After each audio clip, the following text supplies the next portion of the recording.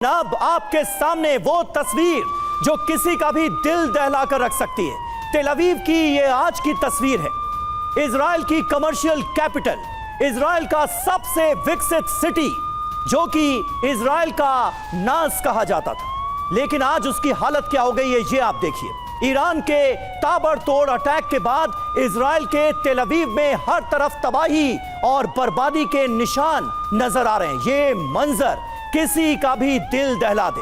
ये तस्वीरें, ये वो तमाम रिहायशी इलाके जहां पर सैकड़ों हजारों की संख्या में लोग रहते हैं, आज उन इलाकों का क्या हाल हो गया है ईरान के बड़े हमलों के बाद, ये आप देखिए। और इसीलिए जैसा कि रवि कह रहे थे कि गाजा जैसी तस्वीरें सामने आ रही हैं तेल अवीव से।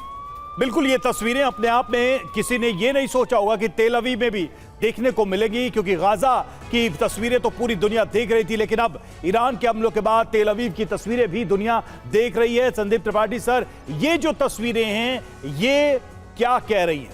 क्या वाकई में ईरान ने इतना इंपैक्ट कर दिया है कि इजराइल के मनोबल को तोड़ा जा सकता है, या फिर ये ईरान का एक एग्रेसिव अटैक है जबकि इजराइल एक स्ट्रैटेजिक अटैक लगातार कर रहा है? देखिए, इजराइल ने कहा कि ईरान का जो न्यूक्लियर प्रोग्राम है मेरे लिए एग्जिस्टेंशियल थ्रेट है, और इजराइल ने जिस तरीके से अटैक किया ईरान पर, मुझे लगता है इसके पहले कभी इस तरह का अटैक नहीं हुआ। और इसीलिए ईरान को ये लगता है कि यदि इसका रिटेलिएशन नहीं होगा और रिटेलिएशन यदि वो खंजर नहीं करता, पूरे इजराइल को तबाह नहीं करता, तो इजराइल की मनोदशा या उसका साइकोलॉजिकल बढ़त ले लेगा। और इसीलिए जो तस्वीर आप दिखा रहे हैं ये इजराइल के लिए भी सबक है कि आज के इस दौर में आप किसी राष्ट्र को इतना हल्के मत लीजिए कि आपने चुनौती दिया और आपने बटन दबाया और आपने कहा कि न्यूक्लियर प्रोग्राम खत्म कीजिए, ईरान ने खत्म कर दिया। देखिए, ये दरअसल अमेरिका का एक बहुत बड़ा एक हमेशा इल्यूजन में रहा है कि उसके पास तो न्यूक्लियर बम होगा, लेकिन दुनिया में किसी के पास यदि होगा तो मेरी जिम्मेदारी को मैं खत्म करूंगा। लेकिन ये तो दादागिरी है ना, ये तो दादागिरी है।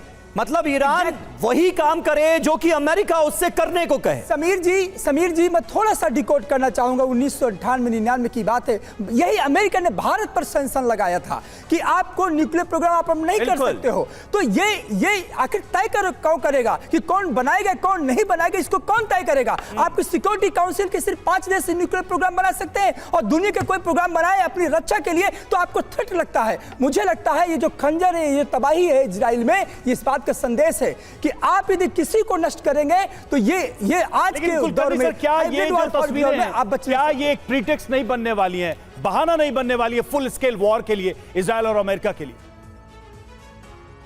कुलकर्णी सर, देखिएगा रवि, ये जो लड़ाई है ये अब आर पार की लड़ाई है। आपने आज तक कभी इस तरह की लड़ाई देखी नहीं होगी, ना आप देखेंगे। क्यों मैं ये कह रहा हूं? क्योंकि इजराइल ने जिस प्रकार से हमला किया और चित हुआ ईरान, इसमें कोई शक नहीं, लेकिन जब रिटेलिएशन हो रहा है, इस रिटेलिएशन का मुझे लगता है शायद इजराइल को भी अंदेशा नहीं था, ना ही अमेरिका को अंदेशा था कि इजराइल इस तरीके से हमला करेगा। अब इजराइल क्या सोच रहा है, अब तो हम बड़े तो क्या करें। उस हिसाब से अगर देखें तो ट्रंप ने जिस प्रकार से G7 से वापस गए हैं, इसी मकसद से गए हैं कि अब ईरान के ऊपर किस तरीके से हमला किया जाए और ऐसा ज़बरदस्त हमला किया जाए कि ईरान, और ख़ासकर बार बार वो जो वार्निंग्स दे रहे हैं ईरान में कि जो वहाँ के सिविलियंस हैं, जहाँ के जो लोग हैं, वो तेहरान को छोड़ दें। क्यों छोड़ दे? क्योंकि वो जिस प्रकार से तेल अवीव का हाल हो रहा है वही हाल अब आप देखेंगे तेहरान का अगले 2-3 घंटे। बिल्कुल, इसका अंदेशा लगातार बना हुआ है।